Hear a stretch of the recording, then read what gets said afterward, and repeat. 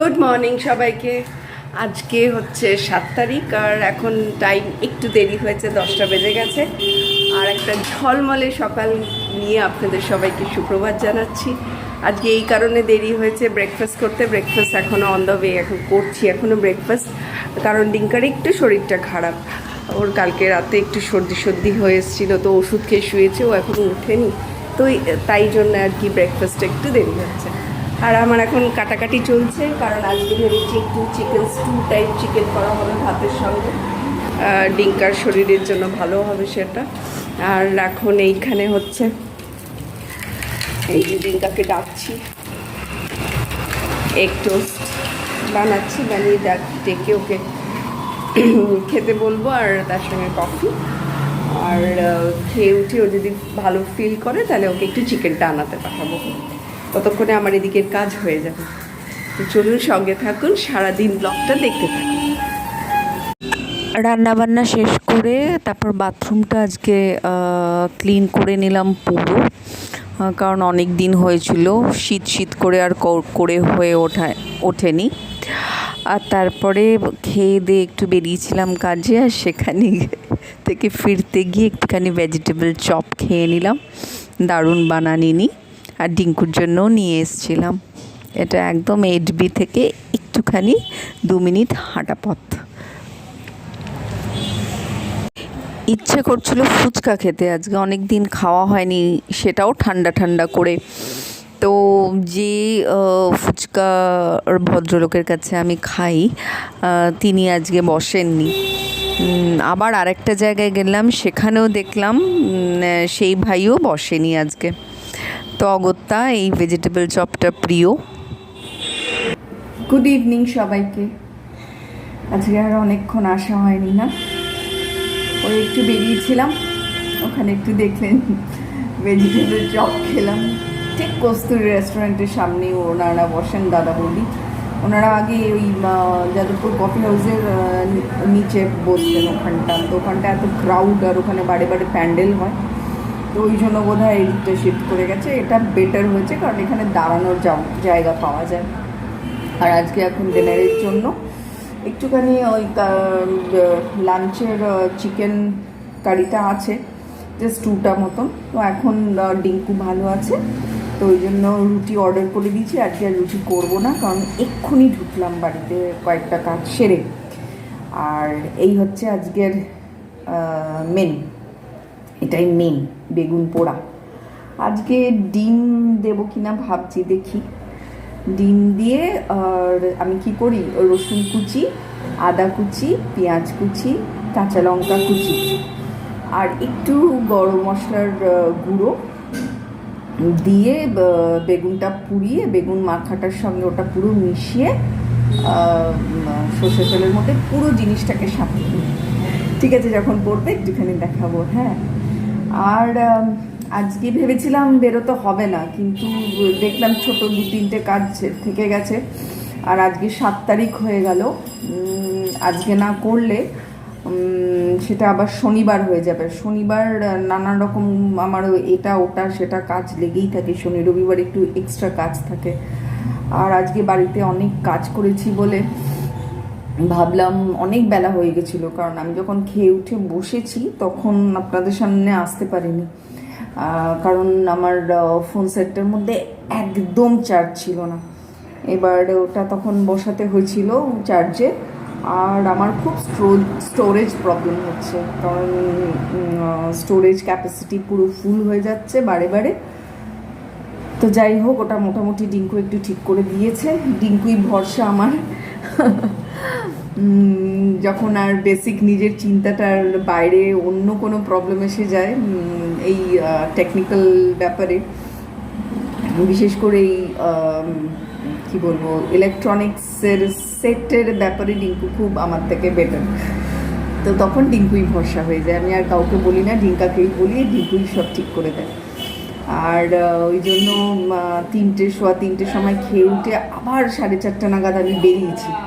ওইটুকুনি time পিরিয়ডে না আমি একটু আর কি বেরিয়েছি, ওইটুকুনি আমি ভিডিওটা অন করতে পারতাম, কিন্তু পারিনি, কারণ চার্জও ফোনে খুব একটা ছিল না, চার্জও দিতে পারিনি। তো এসেই এতক্ষণ ধরে চার্জ দিলাম, প্রায় আধ ঘন্টা 20 মিনিট আধ ঘন্টা মতন চার্জ দিলাম। আর দুটো রিলস আপলোড করলাম, একটা ইউটিউবে একটা ফেসবুক আর ইনস্টাতে করে। এবার আমি ডিনার রেডি করতে এসেছি। খুব একটু বেশি টাইম লাগে না, এটা এক্ষুনি হয়ে যাবে, জাস্ট পুড়তে যেটুকুনি টাইম লাগে ব্যাস। আর এখন টাইম হচ্ছে ঠিক 7:08। তো আশা করছি 8:30টার মধ্যে টোটাল আমার ক্লিন হয়ে যাবে। আর একটু বাকি দিন আছে আজকের দিনটা শেষ হতে, প্লিজ সঙ্গে থাকুন। আর আমার ব্লগ ভিডিও যদি আপনাদের সত্যি ভালো লেগে থাকে তাহলে প্লিজ সাবস্ক্রাইব করুন আর একটা করে লাইক করে দেবেন। Thank you so much. আগাম তো এখন আমি রেডি করি, আগে রেডি করে নিয়ে আপনাদের দেখাচ্ছি যে আমি কী করে বেগুন পোড়াটা করব। আগে একদিন দেখিয়েছিলাম কিনা, হ্যাঁ দেখিয়েছিলাম বোধ হয়। এনিওয়েজ আজকে একটু বেটার করে দেখানোর চেষ্টা করব আমি কীরকমভাবে করি।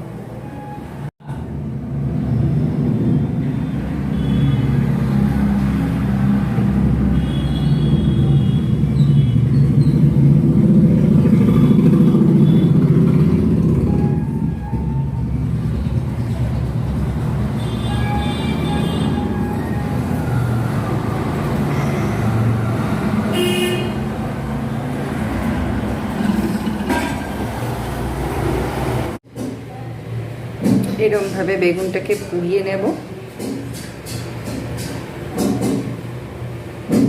হাজরি ছিল একটা, কিন্তু এই ফ্ল্যাটে শিফটিংয়ের পর থেকে না আমি ওটা খুঁজে পাচ্ছি না, মানে যেইটাতে আর কি রুটি সেঁকা হয়, তো আমি এরকমভাবে করে নিচ্ছি। হলেই হলো, তাই না বলো? এখন হোক বেগুনটা, আর আমি একটুখানি কফি খেয়ে নিই, আমি আর ডিঙ্কু কফি খাবে। ডিঙ্কুর কাছে ক্যামেরা নিয়ে আসলেন, ডিঙ্কু যেহেতু খুব ক্যামেরার শাই পার্সন, তো ওই জন্য ডিঙ্কুর কাছে একটু ক্যামেরা আস্তে আস্তে করলেই ডিঙ্কু একটুখানি মানে এরম হয়ে যায়। কি বলবো ওটাকে, কি বলে বাংলায় আমরা আড়ষ্ট বলি, ইংলিশে কি বলে মাম্মা, কি বলে? স্টিফ। হ্যাঁ তুই বল, আমি একটু স্টিফ হয়ে যাই, বল বল। কি লজ্জা ওর, বাপরে বাপ। অন্যরা কেউ ভিডিও করছে, ওর তাতে কোনো অসুবিধা নেই এবং ও সেটা সুন্দর করে বসে দেখবে, কিন্তু নিজে আসবে না ক্যামেরার সামনে। ইটস ওকে, এটা ওর চয়েস। যাই হোক, আমরা দুজনের জন্য আমি একটু কফি করে নিই আমাদের জন্য, আর তারপরে বেগুনটা হয়ে গেলে ওটা করে দেবো। বেগুনটা পুড়িয়ে বাবা কি কাশি হয়েছে। বেগুনটা পুড়িয়ে আর পুরো খোসাটা ছাড়িয়ে নিয়ে মেখে নিয়েছি। আর এখানে কড়াইতে তেল দিয়ে দিয়েছি। আর বেগুনটা করব বলে পেঁয়াজ কুচোলা, পেঁয়াজ কলি, রসুন কুচোলা, আদা আর টমেটো আর দুটো কাঁচা লঙ্কা নিয়েছি। আর এটার সঙ্গে একটু স্যালাড, আজকে আর টমেটো নিলাম না, পেঁয়াজ আর শসার কাঁচা লঙ্কা। আর দুপুরবেলার এই যে এইটুকুনি একটু কারিটা আছে, ওটা গরম করে নিলে আমাদের দুজনের একদম হয়ে যাবে। দেখি তেলটা গরম হলো কি না। হচ্ছে, ধোঁয়া উঠলে বুঝতে পারবো হয়ে গেছে তেল গরম।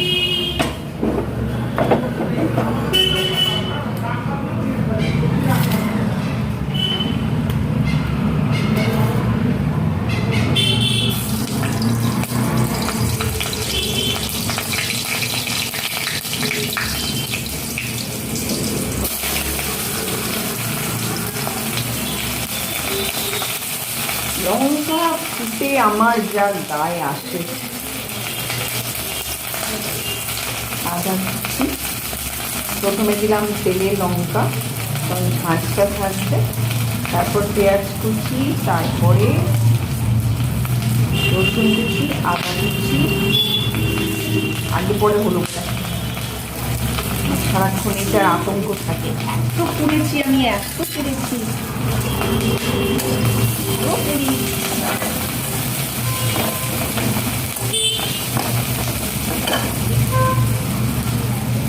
পেঁয়াজ কলি দিচ্ছি, আর একটা লঙ্কা আছে পরে দিচ্ছি। দেবো কিনা।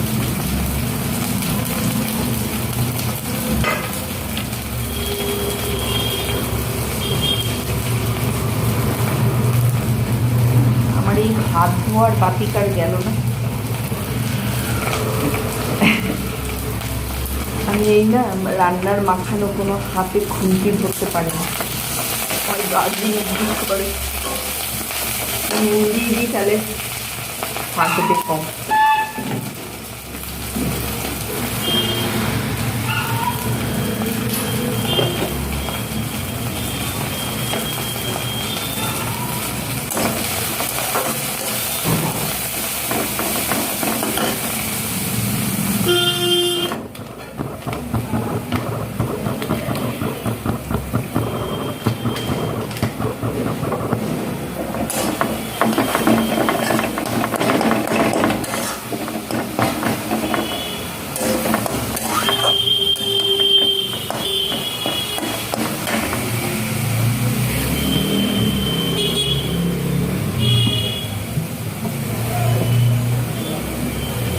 অত বড় বেগুনটা এইটুকুনি হয়ে গেছে, দেখাচ্ছি দাঁড়া।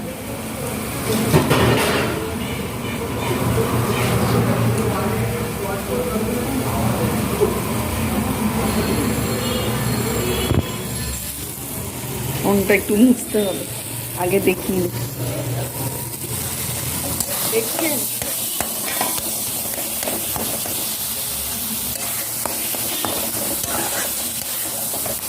এইটার মধ্যে ক্যামেরাটা বসিয়েছি ভালো করে, কারণ আমার ফোনের স্ক্রিনে তেল ছিটকে এসছে। একজনের না ভিডিওতে দেখেছিলাম জানেন তো, খুবই দুঃখের ব্যাপারটা, মানে একদমই হাসা উচিত নয়। তো উনি আর কি ভিডিও করছিলেন, ওনাটা দেখলে আমার খুব মানে অকওয়ার্ড লাগলো সত্যি। তো যারা ফুড ব্লগার হয় বা এরকম হয় তাদের তো এরকম রিস্ক প্রতিদিনই আর সেটা হচ্ছে উনি ওই আর অসাধারণ রান্না করেন, ওনার চ্যানেল দেখলেই বোঝা যায়। তো সেই চ্যানেলে উনি মোবাইলটা ট্রাইপডের ওপর রেখে এরকম সাইডে রেখে রেখে রান্নাটা দেখান। সত্যি তো একলা যখন ভিডিও করতে হয় তখন তো কাউকে পাওয়া যায় না, তো কী করে এরকম ওপর থেকে দেখাবে। তো ওরকম ভিডিও করতে করতে ওনার নাকি মোবাইলটা এরকম কড়াইয়ের মধ্যে পড়ে যায়, মানে যেখানে উনি কুক করছিলেন, রান্না করছিলেন, সেই ভেসেলটার মধ্যে পড়ে যায় ফোনটা। হচ্ছে কাজের বিড়ম্বনা, মানে আর সবসময় যে আপনার পেছনে পেছনে একটা মানুষ আর কি ঘুরবে এরকম তো কোনো ব্যাপার নেই যে থাকবে।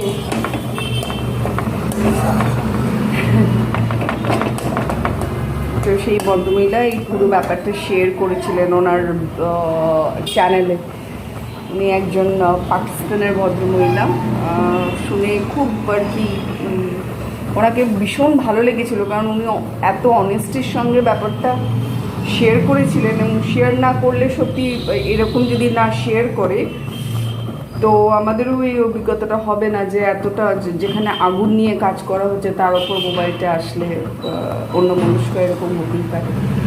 যাই হোক, অনেক বকর বকর করেছি। আমার বেগুন পোড়া আজকে রেডি, একটু বাদে ডিঙ্কা যাবে, ও আমাকে ওই চিকেন কারিটা একটু গরম করতে হবে, আর একটু বাদে ডিঙ্কি যাবে, রুটি বলে দিয়েছি 10টা নাগাদ গিয়ে ও নিয়ে আসবে। ব্যাস হয়ে গেছে। এখন বাজে 10:30 কি 11:15, দেখতে পাচ্ছি না কারণ দু হাতই আমার ব্লকড। আর এই হচ্ছে ডিনার করে নিই, আর আজকের ব্লগটা এখানেই শেষ করছি। সবাইকে গুড নাইট, আর আগামী দিন আর একটা ব্লগের সঙ্গে আবার দেখা হচ্ছে আপনাদের। টাটা।